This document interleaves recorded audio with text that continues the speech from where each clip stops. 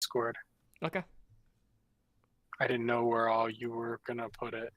Yeah, it's gonna be mostly the Overwatch stuff.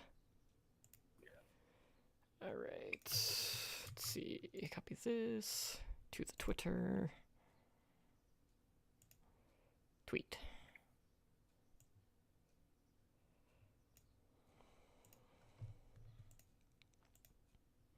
Retweet. Retweet. Retweet. Retweet. Retweet.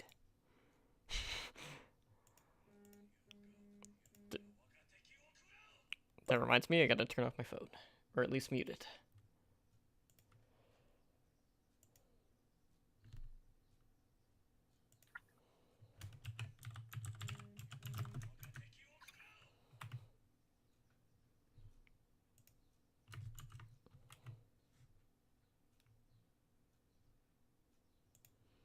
Let's see. Try to get this taken care of real quick so we can get going. Plus, there's some pretty big games on tonight. Yeah, I've got it on too. It's muted though. Yeah, I don't have mine on. I can't do that while I'm doing this. As long as it's muted, I don't have an issue. As long as it's just the one stream, if I'm the one doing the streaming. Unless my internet craps on me, then that's another story. It's just more stuff that would draw my eyes away from the show. It's basically what it is. There's that.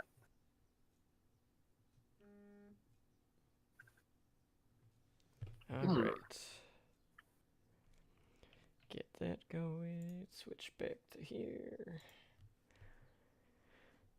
All right.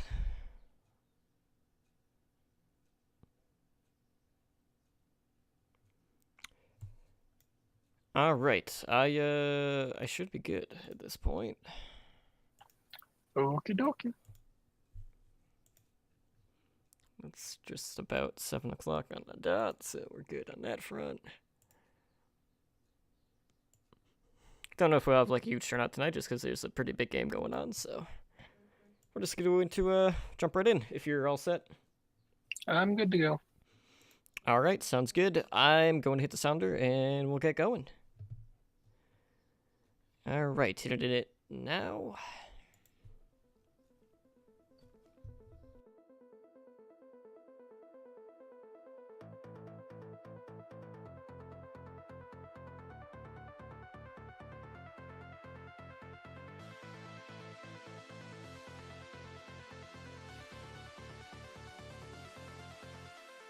You are listening to Heroes Never Die, your one-stop spot for all the latest news, Overwatch League results, and mishaps in Overwatch. Here are your hosts, Totemly Drunk and Edinar.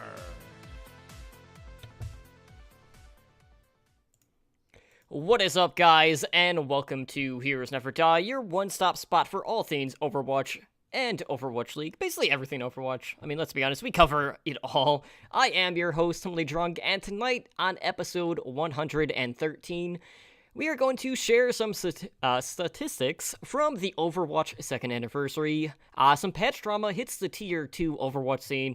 Overwatch League expansion sees a bit of an update, and so much more. But before we get into the news and introduce you to my co-host, I just want to take a moment to thank everyone who is hanging out with us here tonight in our Twitch chat as we are live, and thank all of our repeat listeners. Unfortunately, Edinar is not here tonight. He is sick currently, but joining me tonight is someone that is no stranger to Heroes Never Die. He was my co-host for the first 100 episodes, so please welcome back after, I think it's been like 4 or 5 weeks at this point, if I remember correctly, Draven Dresden. Draven, how are you doing tonight? Wait, where am I? What is this place? I have no memory of this place. No, how you doing, Totem? It's been about a month and a half almost.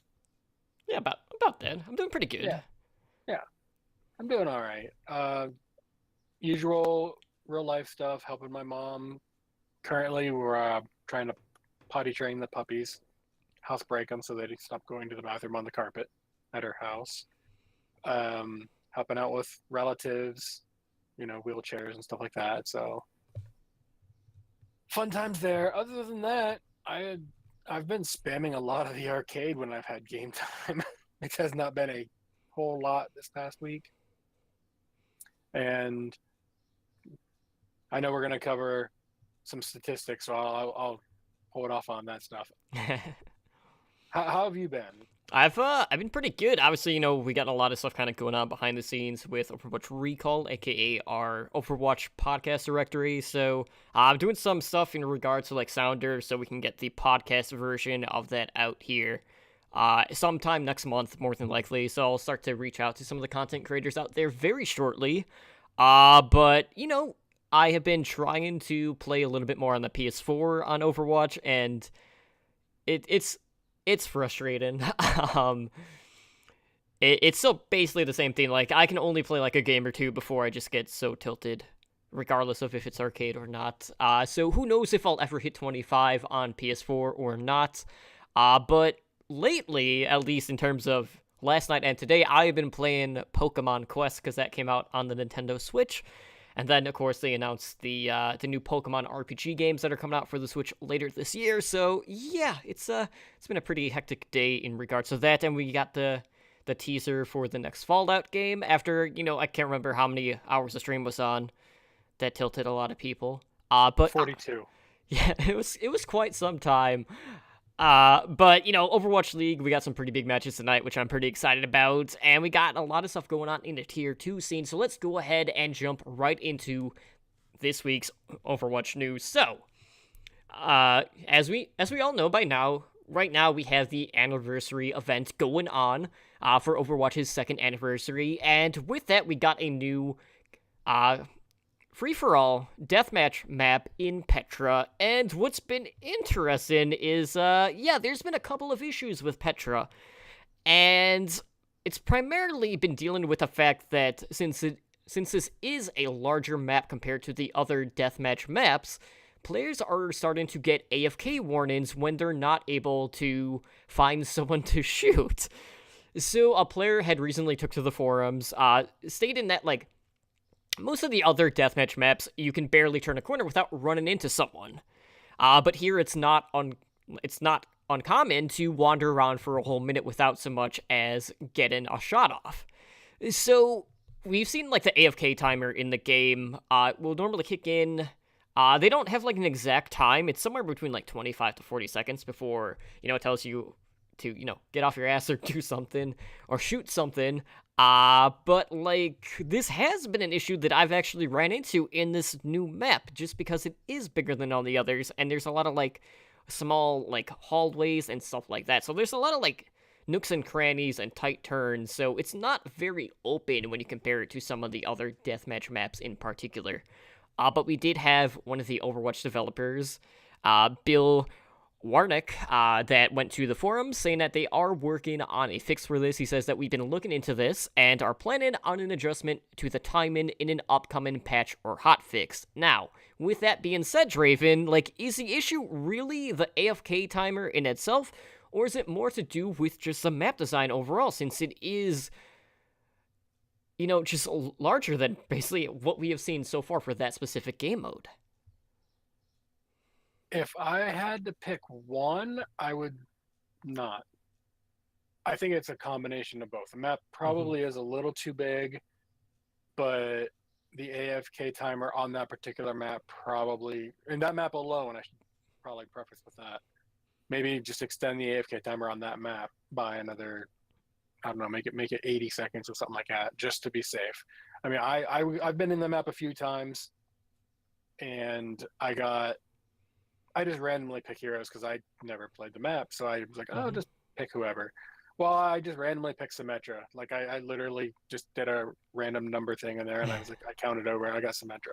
I had enough time to put out all turrets in one room, which, don't do that, guys. But it's fun. And I never got hit with an AFK timer, ever, the entire time I was in there. Now, maybe it's just a random bug on people that are getting shorter AFK timers, but I don't know. It was not something that affected me, so I didn't know about it until like a few days later. So the only thing I could think of is maybe there's a bug or just up the timer of how long you can be quote unquote AFK. Or as long as you're running around, you don't get called AFK. I don't know that would be a good idea though. Well, like, there have been times where I have just been kind of running around to try to find someone, and really the only time I ran into the timer issue was if I was on a hero that didn't have any sort of mobility, basically. But, like, whenever I'm playing, like, Moira, who has kind of been my go-to, for deathmatch, especially the competitive deathmatch, Everybody's go-to. I'm not having any issues. Well, I mean, let's be honest, like, with free-for-all, it's all about stealing kills, not so much mechanical skill, just outright as an individual. But, like, I've only seen this message pop up once. So it's not something that I'm seeing every game, but, you know, it is curious that this is the only time we're actually seeing it. So it might be a bug, it might just be the fact that, you know, some people are just getting unlucky. You're not always going to be running into the middle of Petra, where, you know, there is the destructible floors and that large health pack. But there are, like, a lot of, like, narrow, like, hallways and alleyways, so, like, it doesn't surprise me that people are running into this, but, you know, I think it definitely is a combination of the two, just because this is really the only time that we've actually seen this pop up in really any map. Because usually people are staying active long enough to the point where we don't get the AFK messages, so I'm curious to see whether or not they're just going to adjust it specifically for that map, or if they're just going to do it across the board. I would assume that they would just do it for this particular map in itself. But with the anniversary events, like, kind of like what we got last year, they also, like, released, like, an infographic card that, you know, gave us some different statistics in regards to some of the things that we have seen since the game has launched. And I know when they announced the anniversary event, when they did, like, their whole developer update, you know, we know that Overwatch now has 40 million players. So, you know, we're still seeing an increase. Granted, it's coming a little bit more slowly now that we have basically amassed so many players at this point.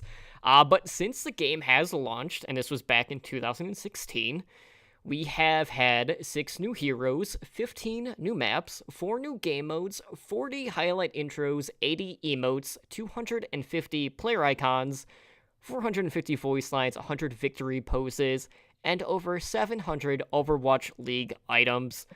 And I'm not sure if that includes, like, the away skin stuff that we're kind of seeing with the Twitch All Access Pass, so it could potentially be even more than that. But they did post a stat line for the I Need Healing voice line, and that has been spammed more than 751 million times. Now, I don't know how many of those millions are specifically from Genji players, but we do know that there has been over 17 trillion damage that has been healed in a game. Now, I'm sure only a very small fraction of that was actually in response to the Genjis that are spamming I Need Healing. But, you know, I love seeing set cards like this. Like, they also did one for, like, objectives captured, and it was, like, 56 billion, but, you know, no word on how many of those were actually payloads being escorted, because, you know, there is always that meme going forward. So, you know, and how many were not by Zenyatta? Right. Exactly. Or a Lucio that's just tweeting from the payload during tournaments and things like that.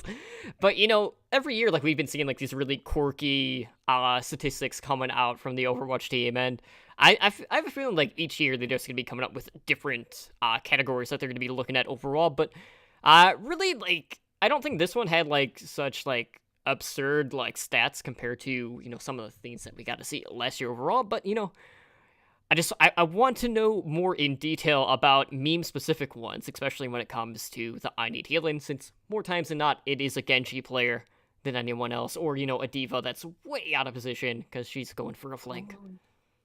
I think that, at least in my experience, a lot of it came out of Lucio Ball, because we were using that as taunts in all my games. Like, you'd get a crazy goal, whether it's from a goalie or just some random angle and just a really cool play, you'd spam I Need Healing. And then every now and then he says, someone get a doctor, or something like that. So it's like, you know, you're using it to taunt. Right. So a lot of times that, I mean, I know I used it quite a bit. whether it was me scoring the fun goal, which I did have several, or my teammates, and I'd be like, yeah, healing. I spammed hello a lot whenever I first got in there. And one thing I did notice, and it's not I need healing, but it is a voice line, understood for Lucio Ball. That seemed to be the, hey guys, I'm going to be the goalie. Mm-hmm. So if you were set as goalie and you hit understood, your team just said, okay, he's staying as goalie. We're good. And for the most part, that actually happened. But there were times where the person didn't realize you were supposed to stay as goalie. So we'd have to rotate and stuff like that. But, same as Lucio Ball ever is, not everyone bothers to stay as goalie. They want the 6 score. I'm like, it's more fun to score when you're your own goalie. Yeah, get into those volley matches. Yeah, like when we had the Lucio Ball for the Daily Brawl, I only played a couple of games, but in both of the games that I played, I was the only goal scorer. So I don't know if people were just not that good at it, or Lucio Ball being my better one of the fun brawls overall. Whichever, it worked out good for me either way. But moving on, we do have some tournament news, and, I know we just had the tournament just wrap up in regards to the Tier 2 scene, but we'll cover more of that on the back cap, since that is our Path to Pro show, but, this is a major tournament in regards to this announcement, so we're going to talk about it real quick, and that is the return of the Overwatch Pit Championship. So this is coming back for Season 3, and it'll be coming back on May 31st, which, if you look at the calendar, it's, the 30th, Tomorrow. So it starts tomorrow in one of the regions. So, for the Pit Championship, just like prior seasons, we're going to have the North American region in one side of the tournament, and then on the other side, we'll also have the Europe region. So 2 separate tournaments going on, and on the NA side, we're going to have 5 other teams that competed last season in Overwatch Contenders. We'll have 3 of the Open Division teams. So from Contenders, we have Envision Esports, Last Night's Leftovers, Grizzlies Esports, Energy Esports, and Simplicity. Now, out of those 5, only one of them are an Academy team, that being Energy Esports, who are the Academy team for the San Francisco Shock. And in regards to the Open Division teams for this tournament, we have GOATS, aka the greatest of all time, that is formerly made up of players that were on Fractal Esports, who were the console turned PC players that are toxic, to say the least. They also won a tournament yesterday, so spoilers on that. We also have Mirage Sport, Electronic, and No Clout. So these are teams that have kind of been, well, No Clout was kind of middle of the road in Contenders in past seasons, and GOATS had actually won Open Division very recently. I think that concluded this month even. So Envision, looking at the lineup, Envision and GOATS are definitely the favorites on the North American side. Envision was one of the top 4 finishers in Contenders NA this past season. And as I mentioned, GOATS had recently taken first in the Open Division NA for Season 2. And then over on Europe, it's a bit more open. So for Europe, they have 2 Contenders teams, 4 Contenders Trials teams, and then 2 Open Division teams. So returning from Contenders, we have Eagle Gaming and CIS Hope. In regards to Contenders Trials, we have Snakes, Team Singularity, Samsung, Morning Stars, Blue, and Northern Lights. And then from Open Division, we have Burb Boys and Cord Narwhal. So both Eagle Gaming and CIS Hope had made it to the Contenders Europe playoffs this past season. Northern Lights were the team that won Open Division Season 2 for Europe. And, in regards to when this tournament is taking place, so Europe is starting on tomorrow, May 31st. That will go through June 9th, and then NA will start June 3rd and last through the 12th. So what's at stake in this tournament? Well, there's a prize pool of $10,000. You have $45 going to each region's champion, $2,500 for the runner-up. Third place will take home $1,800, and fourth place will take home $1,200. And we haven't had any announcements in regards to the caster talent But all of this will be streamed and broadcasted live on Twitch at twitch.tv/OverwatchPit. So, Driven, I don't know how much you really pay attention to kind of like the Path to Pro scene, but the European side is always the one to watch, in my opinion, just because Europe, for the longest time, has been one of those regions that you really don't know what to expect because it is such a close, contested region. And really, like, any one of these teams could be coming out on top. And we've seen, even with recent tournaments, that some of these Open Division teams are making a run in the higher up tier 2 tournaments overall. So really at this point, it is anyone's game. Yeah, I haven't really been able to have the time to focus on any real Open Division. So I couldn't give you an informative opinion as to this team's going to be the winner because this. So if I did anything, I'd be like, I like that name, I'm picking them. But I will agree with you, what little chance I do get to see of Open Division, Europe is by far better than NA. Which, you said it yourself, Totem, we're looking for NA GOATs and Envision. Well, then we know who's going to win, because Envision's always second place. Team never win. They didn't even make it to second place in the last tournament, because NRG was the other finalist going up against GOATs. You know, that's the old meme, though. Envision was, what was it? Forever second, something like that. Well, that was Reunited. What was Envision then? They had something. Envision was one of the teams that kind of turned around in, was it Contenders Season 0? Because I know they had like a couple of trials and they ended up having a pretty deep run in there and they caught a lot of people off guard. But really, like, out of all of these teams, NRG was kind of the meme team, just because they were always the one that had the bigger names, but would always be in like that 6th to 8th spot until very recently, when they became an academy team, and that's when they started to show a bit more success overall. Yeah.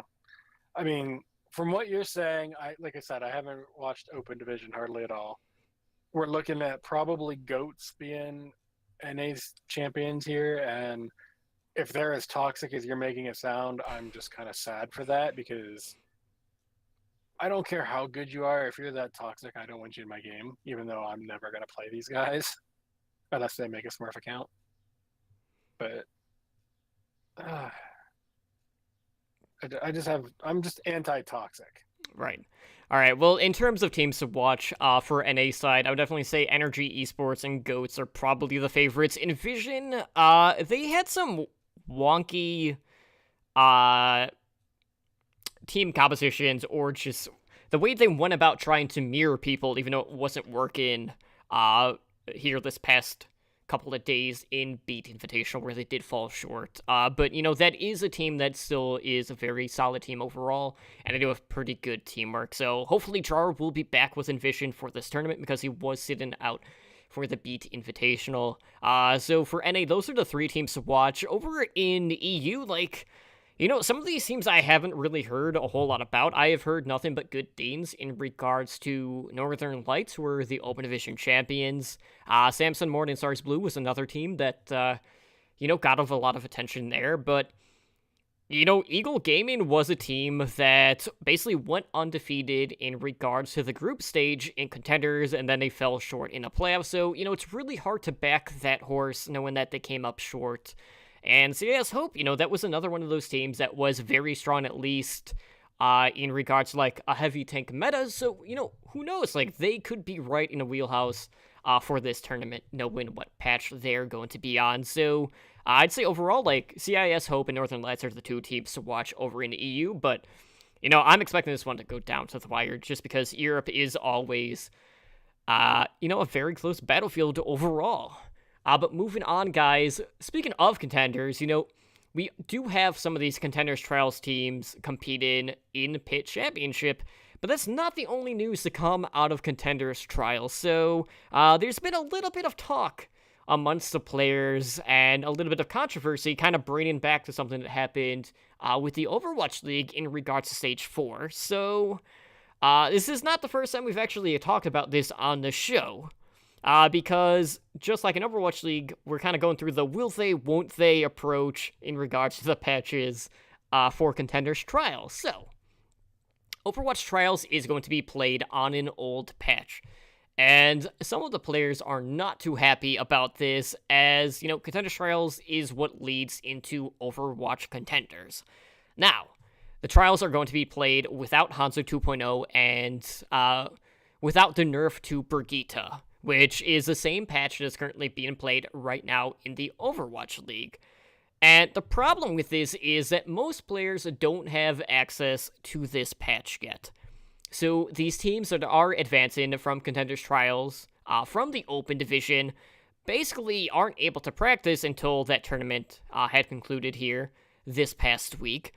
And Ajax, who is a support player from last night's Leftovers, took to Twitter to kind of vent about this, saying that only people that got relegated to Trials have access to this patch, and that's based on the Tournament Realm client, so open teams don't have it yet. So based off of that, they are only able to scrim 3 teams, the same teams that they don't want to show strategies to. So they're in kind of a bit of a bind here, because they're only able to, scrim the people that are considered to be the closest to them, at least currently. So, no one has practiced on 1.22, which is the Overwatch League patch, in over a month at this point.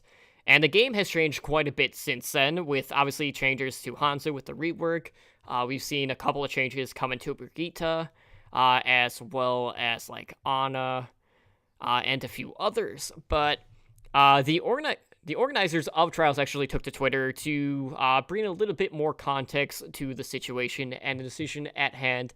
And they said that Trials will be played on the Overwatch Professional Realm, as is the case for Overwatch Contenders, which helps isolate and resolve issues quicker than matches held on live servers. Due to instability with patch 1.23 and 1.24 not yet available for tournament play, we made the decision to revert back to 1.22 to ensure stability. Looking ahead, Contender Season 2, which begins in early July, will be played on patch 1.24.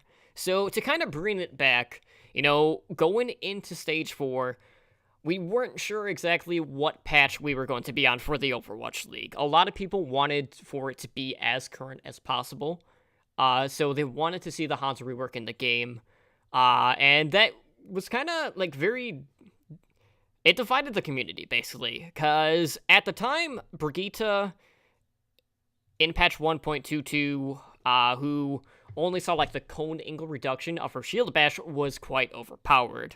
But then on the other hand, with 1.24, we saw how powerful and how bursty the new Hanzo rework was with Storm Arrow.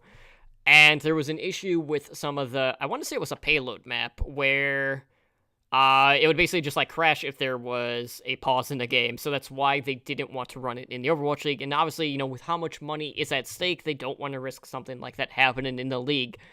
But, you kind of have to feel bad for the players knowing that, well, we kind of have to, not really show anything in these scrims. And, we're playing on an old patch, so all this work that we're going to be putting in, at least for this upcoming tournament, isn't necessarily going to mean that much going into the larger tournament that is going to be Contenders, that is assuming they advance and are a top finisher in Contenders Trials. So it seems across the board, people aren't happy in regards to the patches being played in the tournaments, whether it is on the path to pro, going from the tier 3 scene all the way up to the Overwatch League in itself. But in your mind, do you value stability over everything else, just knowing that, you don't want to be put into a situation where, should something arise, like that bug that they were questioning with the Hanzo rework, that could basically stop any sort of momentum in regards to the tournament in itself? I would say yes. Stability is probably one of the most important things, followed second by anyone who is going to be in said competition should have access to the same game. And as you've made very clear with Hanzo's changes, with Brigitta's changes, whatever other changes have been out there, it's not. Mm-hmm. So they can't actually practice unless they have access to the patch that they're actually playing on. So they like you come up with, let's say you come up with a strategy that involves New Hanzo's Storm Arrow. That's not there. So he's back to being next to worthless in terms of competitive play. In terms of my play, Hanzo's still annoying. But they need, if they're going to be on this, at least temporarily give them access to the tournament realms, or I think that's what they're using. Mm-hmm. So they can actually, I don't know, prepare for the tournament. Because if, let's say, I'm just going to use random numbers here. Let's say there are 12 teams and only 4 of them have access to the actual patch that's going to be played on. Well, those 4 teams have an obvious, distinct advantage. It doesn't matter if, they're the ones who are supposed to win or not. If they have the advantage that's like, hey guys, we're going to give you a secret 7th player that only your team and the people at home can see. Now, okay, he's only going to do half damage, but he can't die, and the enemy can't see him. I don't think I'd want to be in that tournament. I mean, obviously there's money involved, so I would. But I would be very upset, and I would be probably a lot less polite than anyone who is,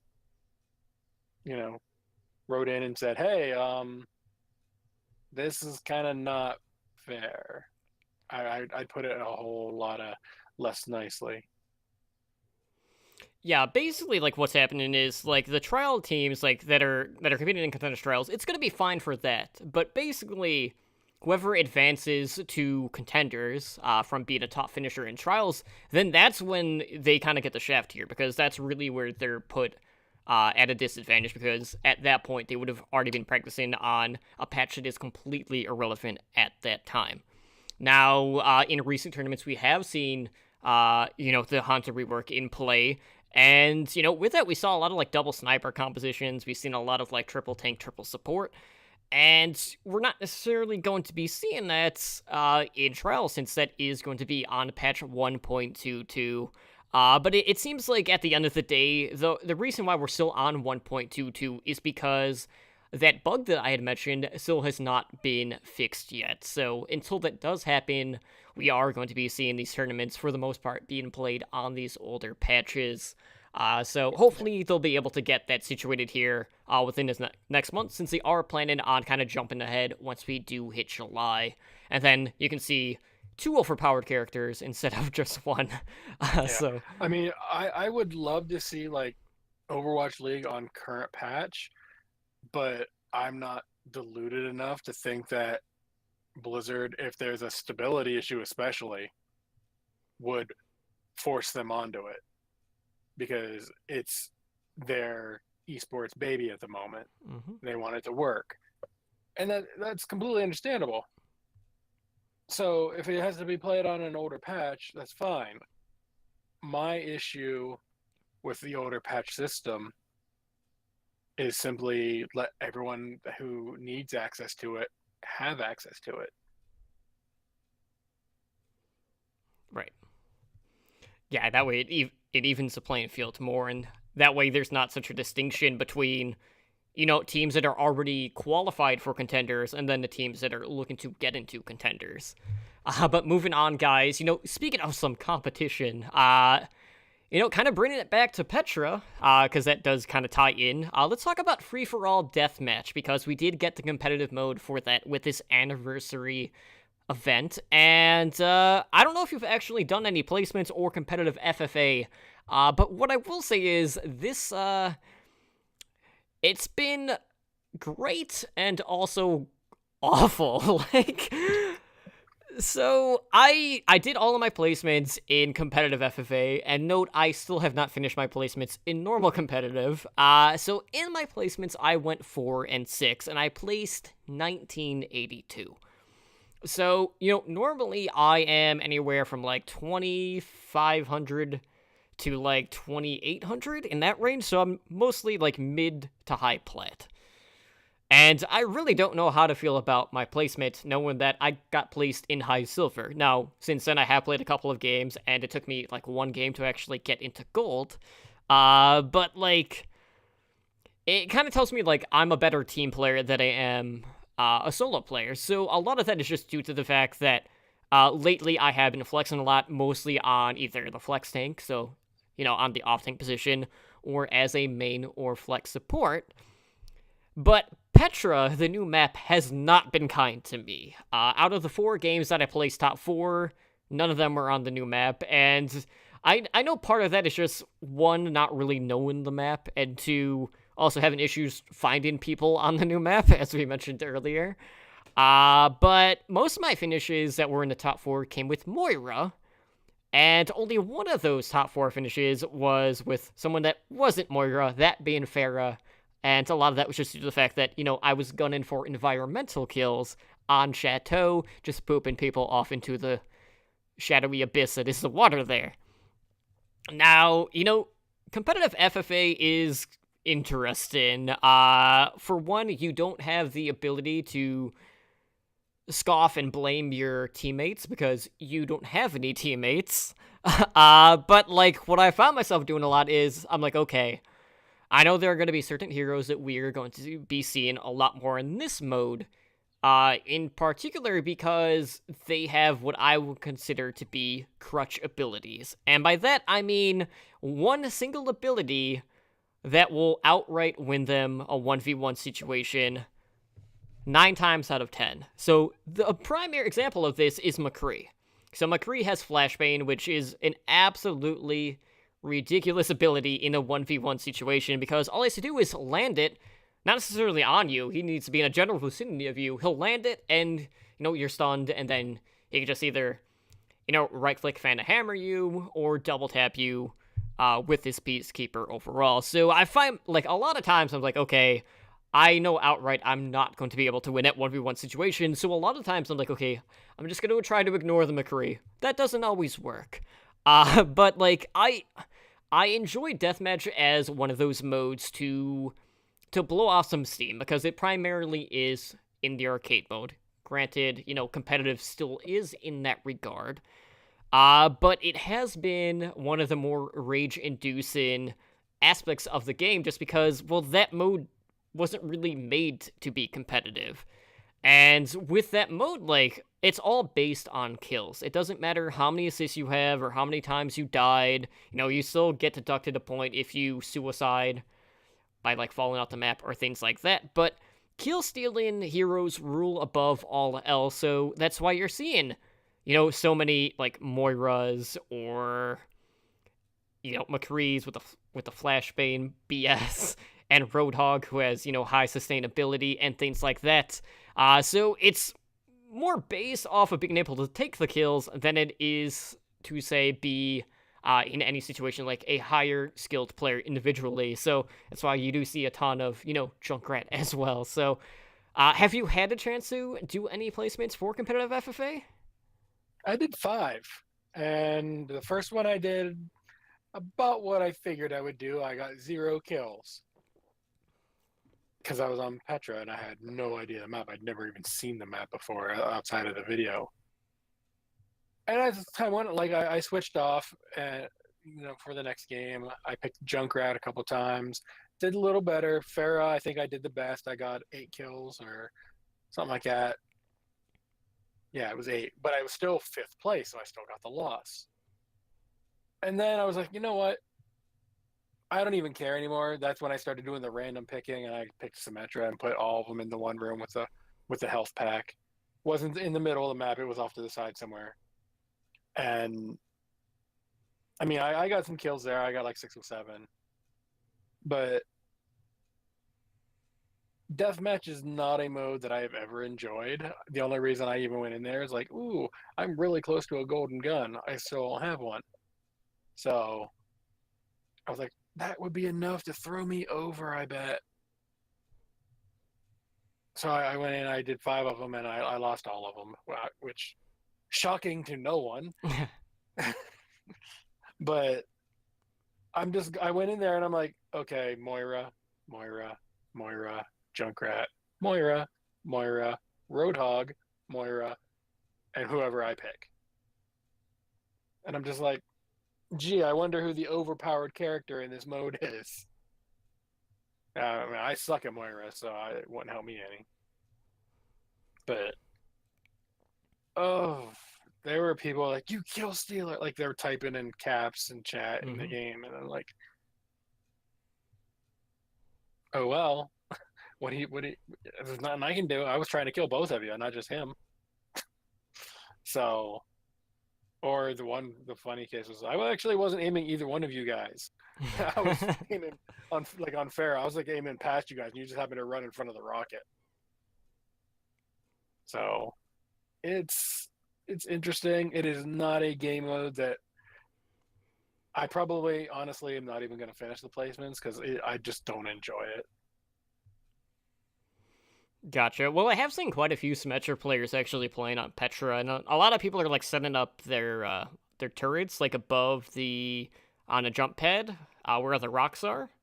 So I see a lot of people kind of covering there. That's worked out pretty well. But the Symmetras that I have seen have been getting top 4 finishes in the majority of the games that I have seen Symmetra in. Granted, that's not every game, so take that with a grain of salt. But they've been doing good.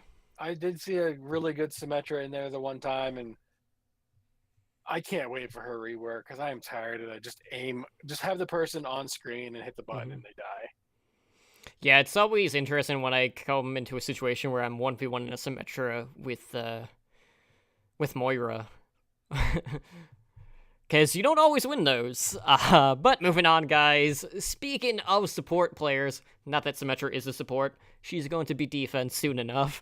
Let's talk about Ana. So Ana has been... recently she got some buffs. She got an increased magazine size, so she has more shots in her gun. They also changed the way her healing kind of works. So, like, if someone is at full health, that bullet will now pass through them, so maybe it will actually hit someone else.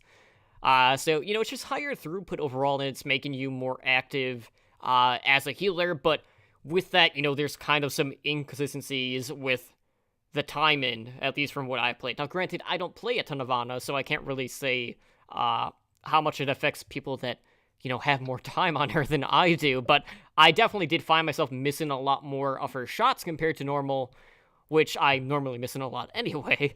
But despite these buffs that she has had lately, she's still not seeing a ton of play lately. So Zenyatta and Lucio are still getting picked twice as often. And, yeah, I mean, it's pretty much the same case as Brigitte and Mercy, to the point where, they're seeing like 4 or 5 times as much play compared to Ana overall. And her win rate is the worst in regards to all of the healers. On PC, like, she's the only healer with a negative win rate. Now, by negative, they mean, like, below 50%.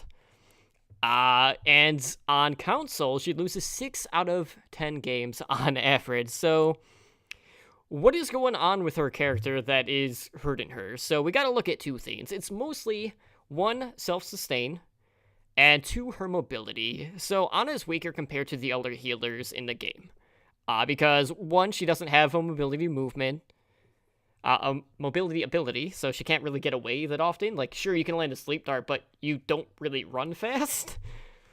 And 2, like, more times than not, Ana is having to use her grenade to heal herself rather than use it for other purposes, whether it is healing your teammates or looking to get an anti-nade out to negate, like, a Zenyatta Transcendence or things like that.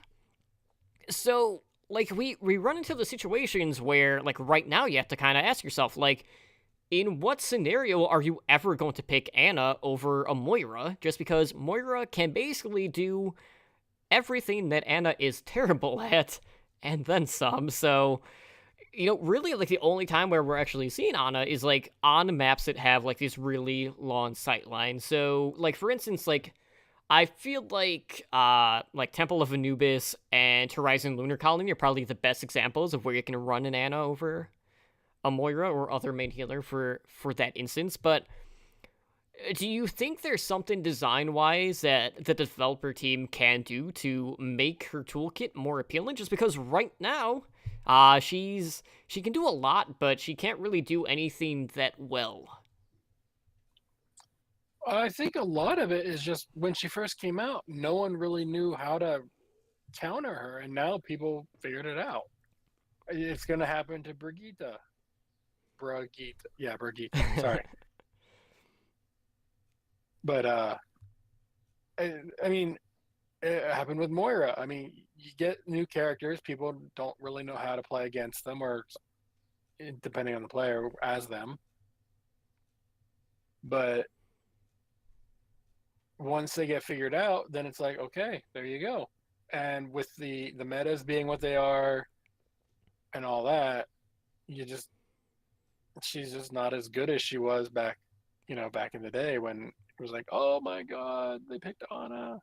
Oh, he just slept the Genji with his ult. It sucks to be him. That still happens from time to time, but overall, it's not like what it was. Could they do something to change her up to make her better? Oh, I'm sure they could. I don't know what that would be, but it is definitely possible for them to figure out something to do. Whether that is, we're going to increase healing even more, or she takes less damage unless she's shot in the eye.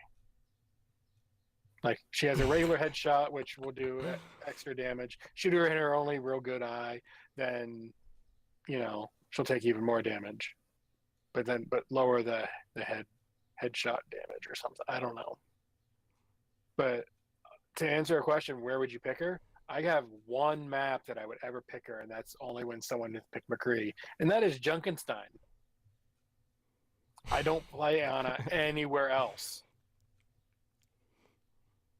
Well, there you go. So in regards to her toolkit, I feel like her self-sustain isn't weaker when you compare it to her mobility. I think mobility is a bigger issue between the two. And, like, kind of going back a ways, when they revealed Ana, she was on, I want to say it was Temple of Anubis even, where we saw her, like, have a grapple hook. Like, I know that Widowmaker has a grapple hook, but there's no reason that Ana can't also have one. Maybe not one to the fullest extent, or, something that has that same amount of reach, but, having a healer that could get at least somewhat to a high ground could be something to do overall. But, like, really, like, right now, the issue is, well, she already has a lot of things in her toolkit, so, well, where exactly would you put that? I mean, like Hanzo has his, or Hansoap has his double space for his anime juke, or whatever you want to call it. Yeah. I don't know. I would be in favor of her having a grappling hook, honestly, because she's a freaking sniper. Right. It makes sense for snipers to get into random weird places. Just like Reaper. Since he can do his little teleport. You got to keep fixing maps because he keeps getting into places he's not supposed to be. But, okay, fine. Widowmaker. We don't want to make her too much like Widowmaker. Okay, good. Widowmaker doesn't heal at all. Widowmaker has a mine, and she's nearly dead. Well, I guess we can't say that's something different from Ana getting down to that, but yeah, give her. I don't think it's going to be big enough that it's going to really increase her all that much, but yeah, give her a grappling hook. It's fine. Yeah, I feel like at the end of the day, though, in regards to her character and her toolkit, it's not so much her toolkit. I feel like she has just been the victim of the metas that we have seen. Because there hasn't really been a meta outside of, like, Beyblade way back when, where we saw, the nano-boosted Death Blossom with Anna and Reaper going way back. That was really the only time where Anna was considered to be meta. You know, we have seen Dive, which Anna was never good in. That's why we always got to see Zenyatta and Lucio. Even right now, yes, we're in a more tank-heavy meta.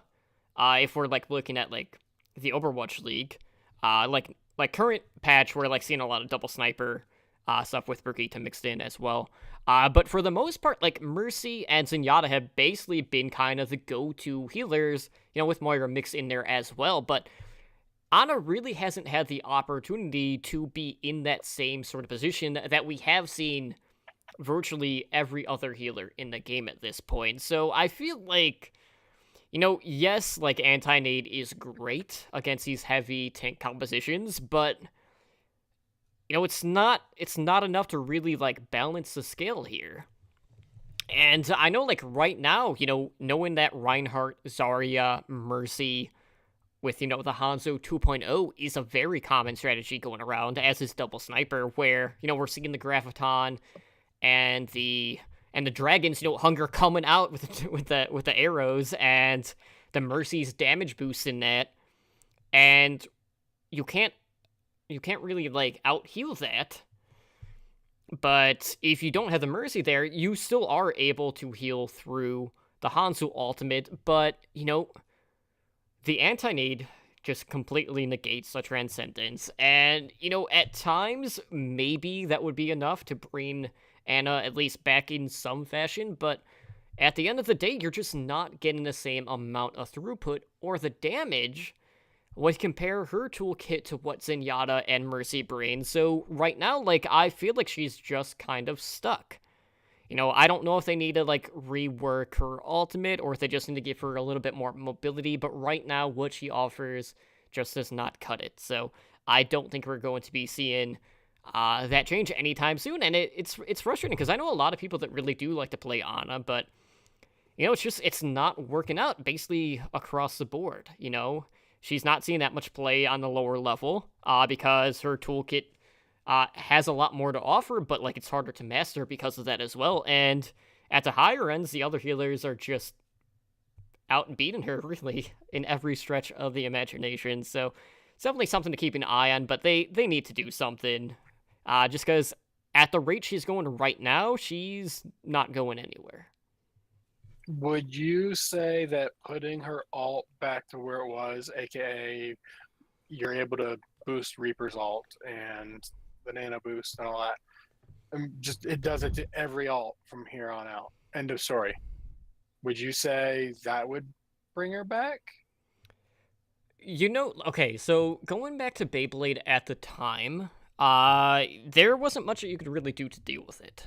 But now we've kind of entered a more stun-heavy approach to Overwatch because of the introduction of Barita. So if they were to bring Nano Boost back, you know, I don't think it would be as big of an issue compared to, say, what it was back then. So that could be the thing that they do.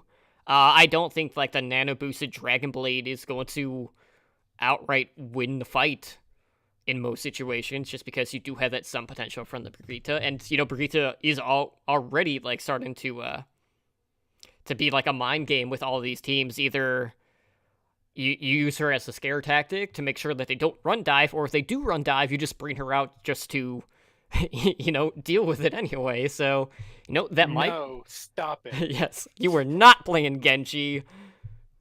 Get away. Bad Just team. bash him Bad. away, Rub right? your nose.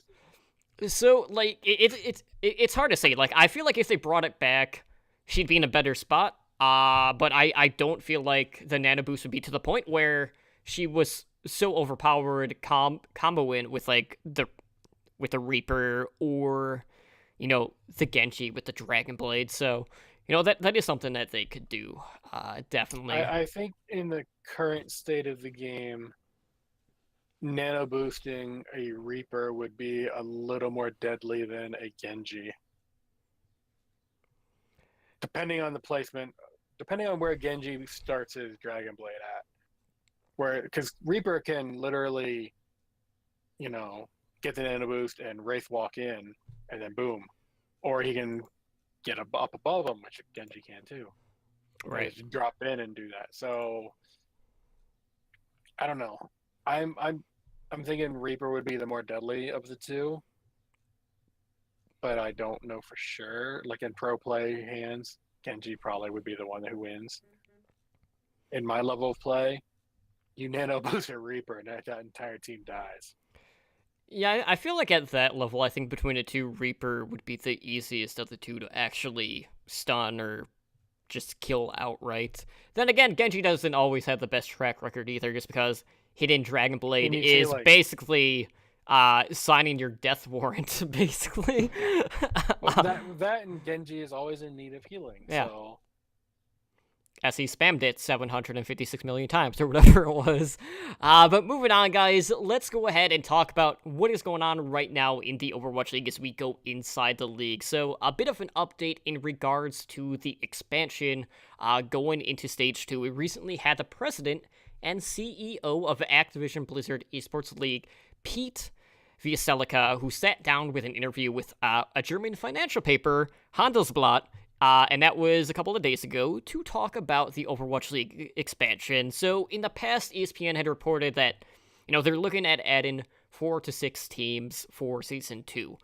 Well, with this interview, they said, we plan to add 6 additional teams for Season 2 of the Overwatch League. We'll have 2 in North America, 2 in Asia Pacific, and 2 in Europe. In Europe, they are looking at Paris, Berlin, and Amsterdam as selected Scandinavic regions on our list. They said that they want a team in Berlin.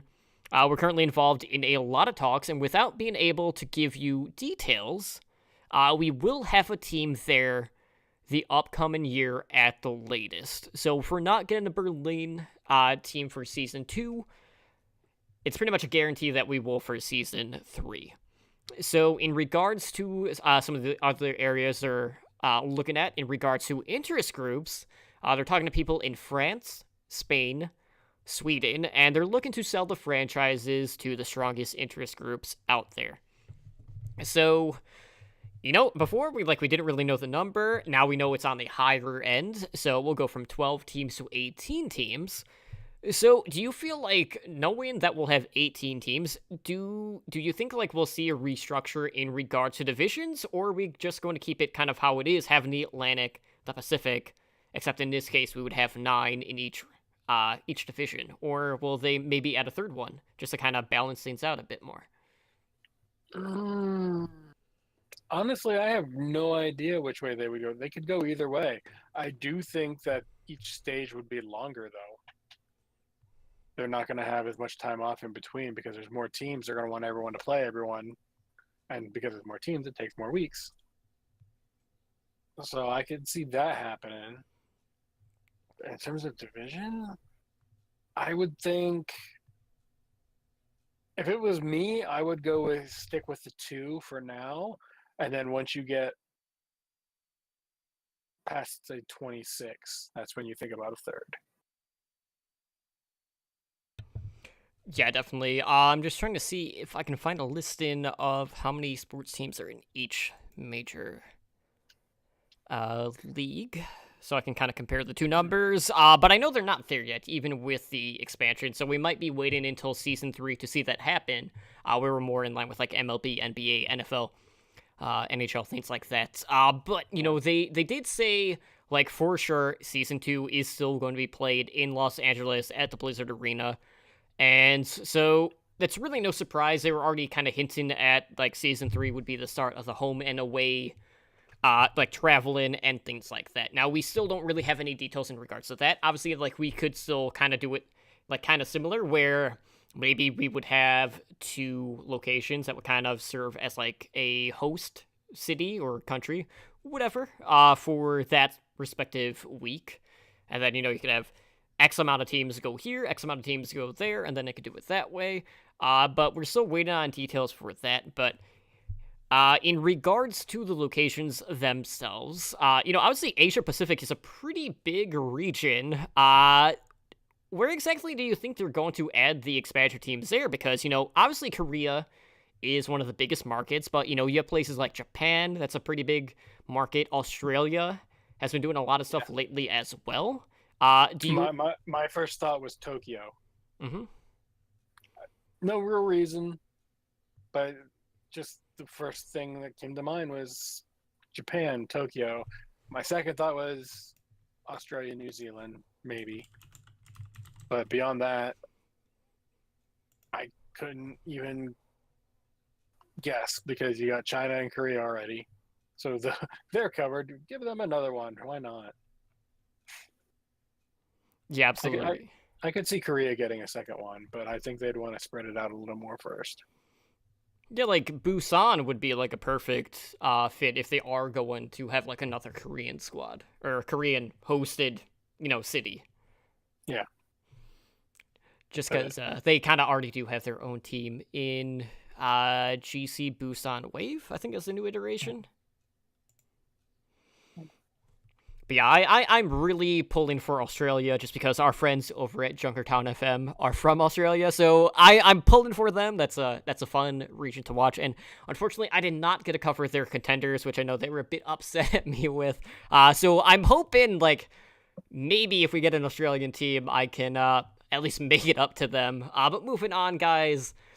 Let's talk about viewership with the Overwatch League. So we've seen kind of a steady decline. And, I can't really say, like, I'm absolutely surprised by this, because obviously, like, when the Overwatch League started, it was a new hotness, right? Everyone was kind of tuning in to see what the fuss was about, how the production was going to be, what the level of play was going to be like, and, with a season format, you're not always going to have those, say, like, money matches or money on the line at the time, so we've seen it kind of like decline as each stage has progressed. So there was a recent report that was posted on Esports Observer, and according to that report, the first week of Stage 4, which is the current stage that we're in, saw lower numbers than the first week of Stage 3. Now, kind of seeing how the landscape has kind of grown with the Overwatch League, obviously, like, New York Excelsior are by far the best team in the Overwatch League. There is a pretty big discrepancy between them and the rest of the league, more so when you compare the best team to the worst team, because, we still do have a team that has not secured their first win so far. But do you feel like that is potentially one of the reasons why we might see a bit of decline? Or, would that only really affect, like, maybe when New York plays, in the sense that, well, everyone knows it, chances are, like, that would be considered a blowout in most situations. I think with New York being so far above everyone else in terms of record and just gameplay in general, I think that does have a lot to do with it, because like, why am I watching this? New York's not even playing, so I don't care. But it doesn't matter anyway, because New York's going to beat whoever I'm rooting for. And I know a lot of people, because I've been talking to some people this week, that's kind of how they were looking at it. They're like, well, New York's just going to win it all anyway. I don't need to watch.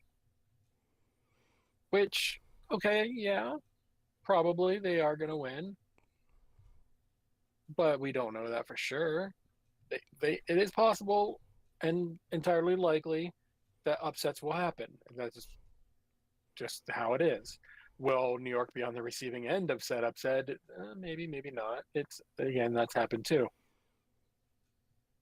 But just the fact that the perceived skill level difference between here's New York, here's everybody else, and then down here Shanghai, which they're getting better. Thank you.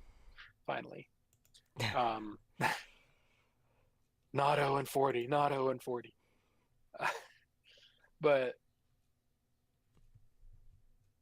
just the gap, I think, is turning people off. Like if it was any other game and one team was just dominating everybody, I think the same thing would happen there too. Now, I don't want New York to throw games or anything like that. Play to your potential for sure. But there needs to be some level of, well, this team, maybe I don't know, I'm just going to maybe Philadelphia decides, you know what, we don't want New York to win anymore. So Philadelphia ends up kicking the crap out of New York every time they play. Didn't New York happen. might beat. It didn't happen tonight because New York beat them 4-0. Okay, I just named a random team. I know, I'm just saying. Okay, you know what? Fine, I'll make it even better. Shanghai says New York doesn't get to beat us ever again. Yeah, I know. The world would implode. If That would be happens. amazing. That would be like the best possible thing that could ever happen. But let's just go with that theory there. Shanghai just walks up and says, New York, you don't get to beat us ever again. Maybe New York beats everybody else, but not Shanghai. At least then, there'd be some, what just happened? Wait, what? New York lost? Even if it wasn't, and would it even be considered an upset at that point after it happened so many times? Like, okay, let's go past season 1 and go into season 2. Let's say Shanghai actually starts getting on a win streak. Or a not lose streak, at least. Let's say they break around 50-50. Except against New York. New York just never beats them for whatever reason. Just something happened. They're experiencing me on their team. So Shanghai wins. Every single map against New York. But New York still kicks the crap out of everybody else, and, Shanghai's doing 50-50 for the rest of the time. I think that, even if it wasn't Shanghai, but I think that would at least help the viewers stay, because they're like, well, it's possible they'll lose, because this one team who got the snot kicked out of them for most of the entire season last year, this year for us now, just, they're not losing to them. So anything can happen. I think that's what's really missing at this point, is the anything can happen. You go down the list, you see, okay, who's playing? Okay, well, that team's clearly going to win. That team's going to win. Who's New York going to kick the crap out of this week? And when it comes down to that just, to me, that makes watching it less fun.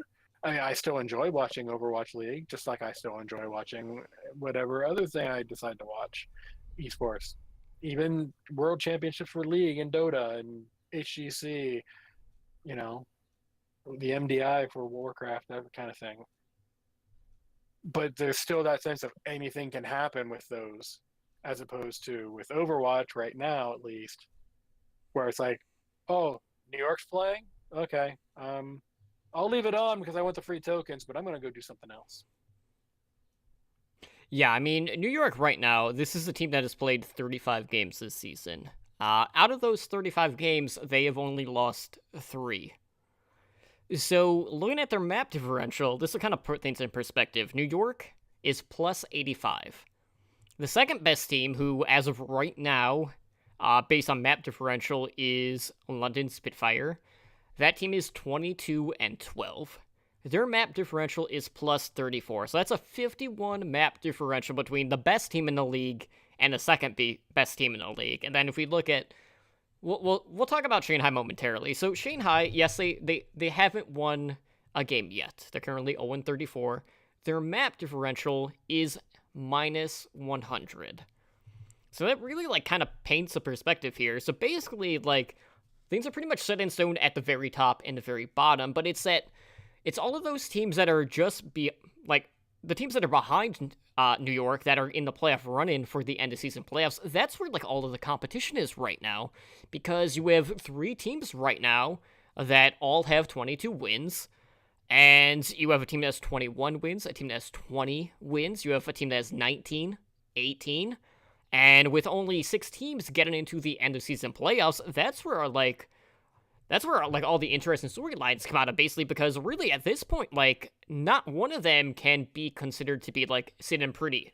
It's not a done deal that they're all going to be making the playoffs, because we can see a ton of movement, and it's all going to be based on seeding as well. So you want to finish higher up if you can, but really though, it's the fact that New York is just so much better than everyone else, and they only average 1 loss this stage. So, unfortunately for Shanghai, they did not beat New York this stage, so that's out of the question.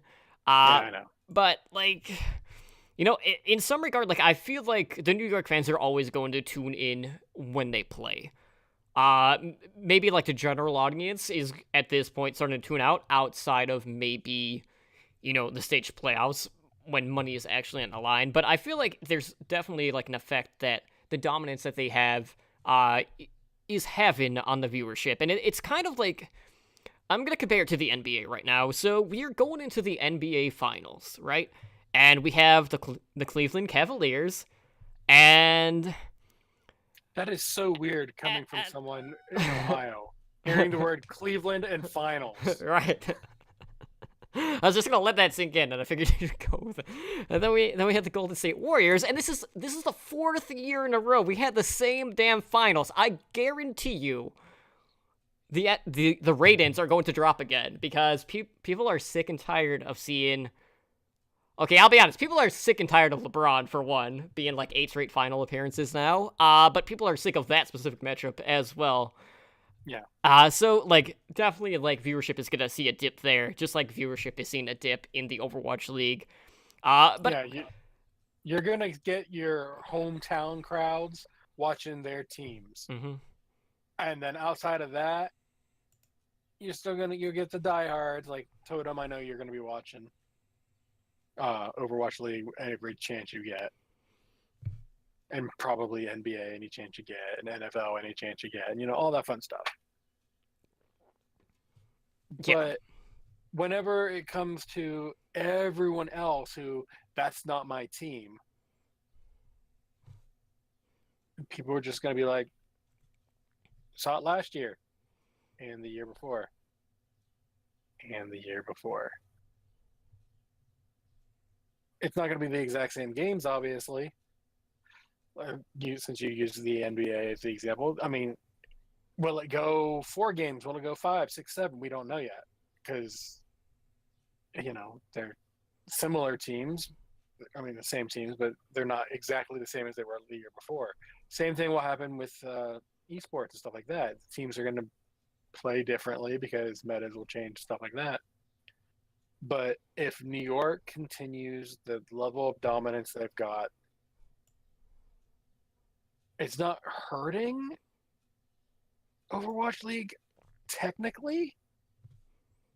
It might be hurting viewers because that's all that's doing, at least to me, is causing just like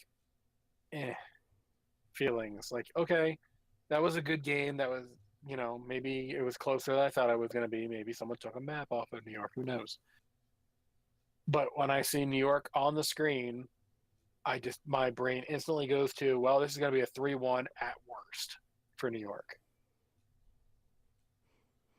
Yeah, and I feel like, I mean, at the end of the day, though, like, I'm not, like, raising a red flag when it comes to the viewership, seeing a bit of a dip. Obviously, like, a lot of people want to compare the Overwatch League to some of the other tournaments that are going on, and in most cases, those tournaments are happening maybe once a month. That's not a fair comparison to really do in most situations, just because it's a completely different approach to the league aspect of it here. But the biggest thing to point out is the fact that kind of going into the Overwatch League this season, I'll use like a quote from the LA Valiant CEO, Noah Winston, and he said before the league started that he would have been happy if they averaged 30,000 to 40,000 viewers during the inaugural season, and we've gotten that in spades throughout the entire season. So for all, intents and purposes, like, they're happy with where the viewership is, and obviously, like, the sponsorships are still rolling in, and there's still a lot of money at stake. A lot of money is still being brought into the league, despite whatever the numbers are or are not. So, I'm not going to completely say, like, the Overwatch League is seeing a slow demise, because it's nothing like that as of yet. But hopefully. So right now, like, I just checked, about 87,000 people are watching Overwatch League on Twitch on the US speaking channel. And that is with Seoul and Shanghai currently playing. Yeah. So that's still a lot. There are other things that bring in more, but then again, they're once a year, maybe once a month. What you need to compare, if you're going to make a comparison, and it's not fair because it's its first year, go to actual, like, NFL sports, NBA, whatever the baseball abbreviation is. MLB. Okay, sure. Go to them and look at their ratings throughout the year. Do they fluctuate too, or are they a steady? Like, this is the number opening day. You get whatever number you get on TV. That's how many people watch opening day. Does it stay that number all year, or does it fluctuate? Right. Like, does it drop down ever? And then when playoff time comes, oh, more people are watching again. Yay. That's what's happening with Overwatch, I think. It's just less people are watching right now because, one, New York is just killing everybody. And two, it's partway through. We're not to the quote-unquote end of the season yet. I guarantee you, once the Stage 4 is done, and we get to the playoff part, and we get to the world champion, for the first year, those numbers are probably going to be higher than week 1 of Overwatch League going live on Twitch. I hope so. I definitely feel like we will see a pretty big uptick in regards to the end of season playoffs when all of that money is on the line. Because, the champion's walking home with, $1 million. Like, This is not some small amount of change getting thrown out. No, we're talking about real money. Now, if the numbers for the playoffs and the championships for the first season are lower by a lot, okay, maybe it's just people are getting used to it still. Maybe it's just, New York is so dominant. Now, if New York's not in the finals, I expect the numbers to go up anyway, no matter who is there, because it's like, oh, we didn't expect this. But if the numbers are still going down and New York isn't there, that might be cause to worry. But again, it's only year 1. We got to, there's still some figuring out how to do stuff. So we'll see. Like you told him, I'm not overly worried. Like, I can logically figure out why numbers are fluctuating. So come playoffs, that's when we're going to get some actual information. Absolutely. So moving on, lately since Brigitte came out, you might have noticed that no one says her name the same way. Bridget? And Bridget? I don't know about you, Draven, but I've heard this name pronounced like 8,000 different ways. Does it bug you as much as it bugs me when you hear someone pronounce it, 14 different ways in the same game? It honestly, at this point, I think mispronouncing her name is a meme. So it doesn't even bother me anymore. Like, at first, I was like, how hard is it? They even gave you the exact pronunciation in a cinematic. Right, in the origin story. Yeah, they gave you, her name was spoken. You can copy how to say it. But at this point, I think it's just a meme of, we're just going to mispronounce it because it's funny.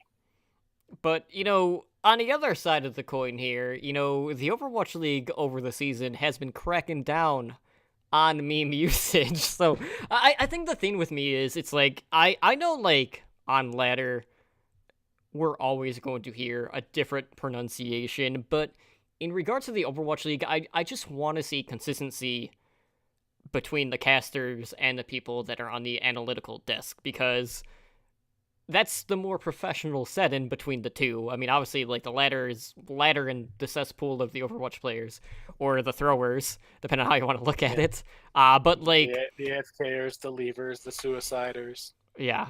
But, like, I just want to see more consistency in regards to, the esports aspect of it. And it got to the point now where this past week we actually saw them holding up, like, signs of the pronunciation, which in itself wasn't even correct, because they did like bruh, like bra, like, it was like BRUH. But regardless, like, just go back to the cinematic. It's pronounced Brigitte.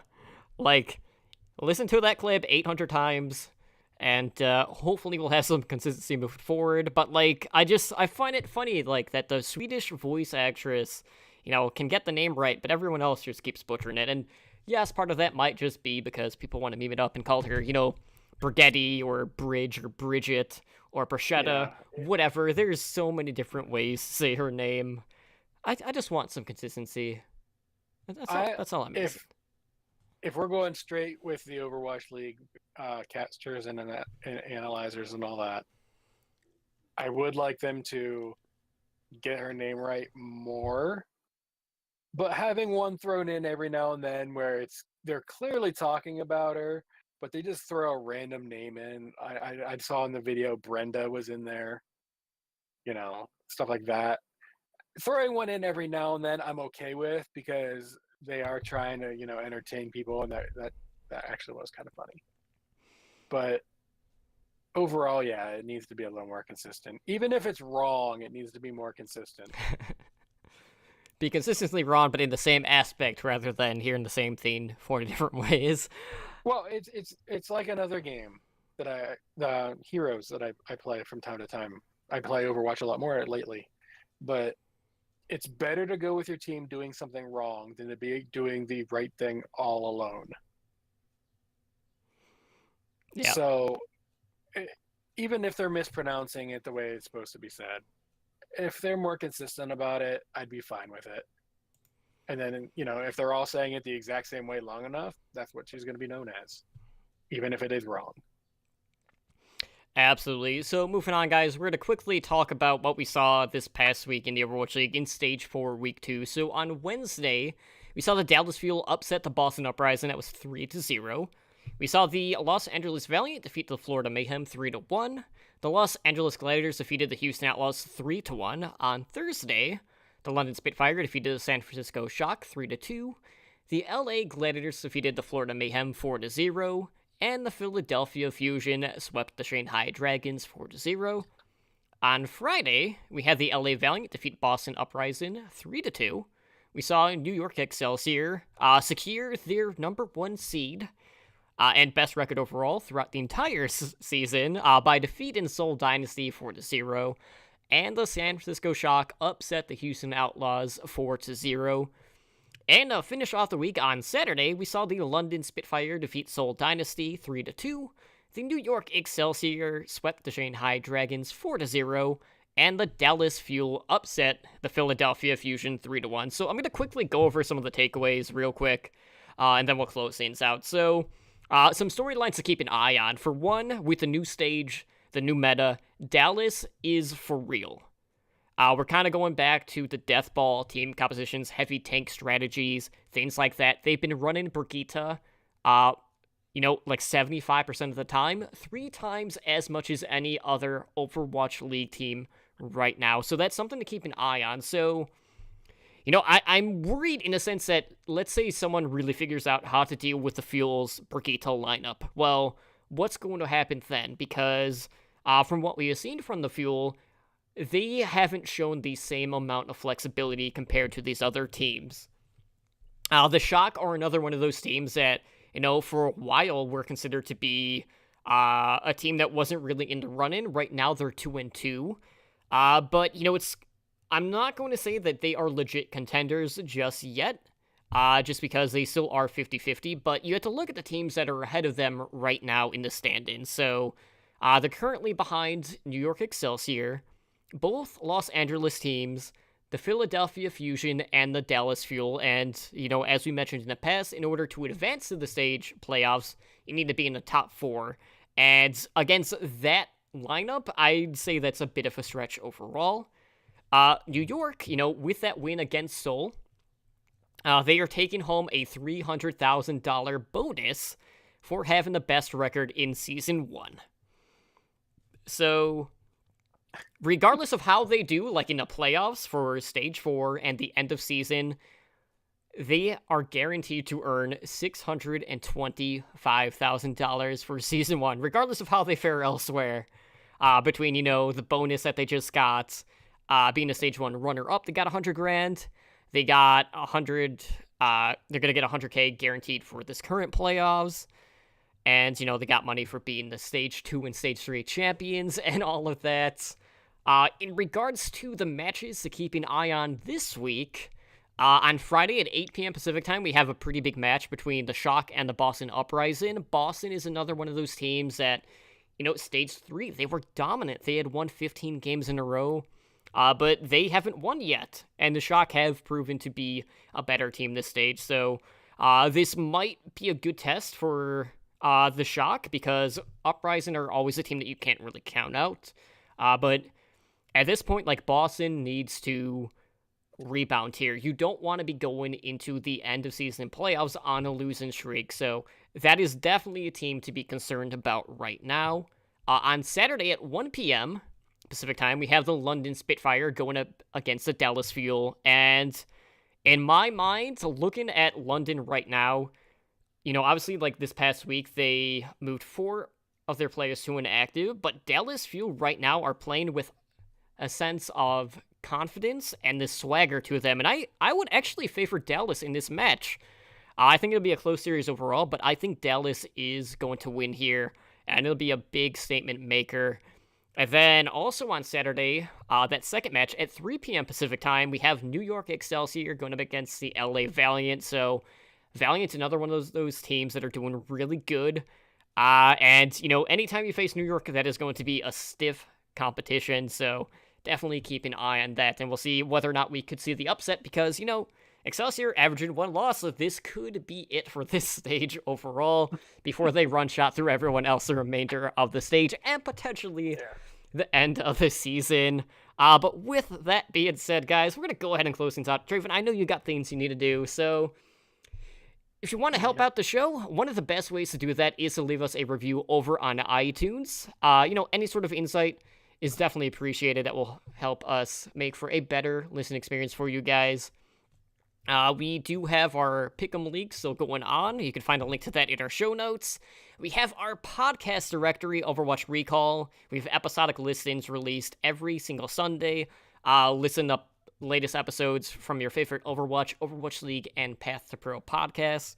And you can find the directory to that on our website at owlnshow.com/OWRecall, and also on Twitter at OWRecall. We do have a 3v3 tournament coming up. That is Lockout Elimination Rules. That will be on June 30th, starting at 6 p.m. Pacific time. You can find all of the info on that over on our Twitter, as well as at challenge.com/OWLN. So grab a few friends, sign up, and if you need any help getting registered for the tournament, just let me know, and I will be sure to help you out there. And, of course, if you want to reach the podcast, you can do so on Twitter at HND Overwatch. You can email the show at hndoverwatch@gmail.com. We are also live on Twitch 5 nights a week, because we have 3 podcasts and 2 host streams. We are live on twitch.tv/OWLN show. On Monday, we have Overwatch League Network, our Overwatch League podcast, at 7 p.m. Pacific time. Heroes Never Die, which is our variety Overwatch podcast, is live Wednesdays at 5 p.m. Pacific time. We have the Backcap, which is our Path to Pro /Contender/Tier 2 esports podcast. That is on Thursday at 7 p.m. Pacific time.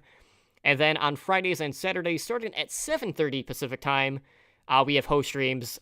Spider takes the Friday night one, and I take Saturday nights. And, of course, join us over on Discord at discord.me/OWLN show. And we are also on YouTube. Just search Overwatch League Network to find that. We are getting so close to our custom URL, guys. If you could just help us out, subscribe to our channel, we would greatly appreciate that, so we can get our OWLN show URL for that. But Draven, since you are our guest, again, thank you so much for filling in tonight. I greatly appreciate it. It's always good catching up with you and talking some Overwatch, but where can people get a hold of you over on the social media? Well, if someone were so inclined to feel the need to do so, they could get a hold of me over on Twitter at Draven Dresden.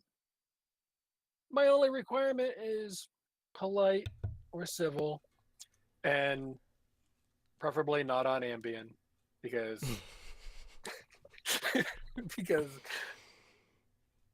humor. Yeah. I do have another show. It's Blizzard in General show. It's kind of like Heroes Never Die for Overwatch, only it's for all of Blizzard. It's the variety. It's kind of a variety show. We cover all the games whenever there's actually stuff to cover. So we don't talk. We don't really talk about Diablo and StarCraft all that much. StarCraft will get a hey, there's a tournament. Okay, moving on. Mhm. But it's called the Epic Fail Podcast, and we record that over on Twitch Saturday nights, 10 p.m. Eastern, 7 p.m. Pacific. If you're outside of those time zones, well, do your own math, figure it out for yourself.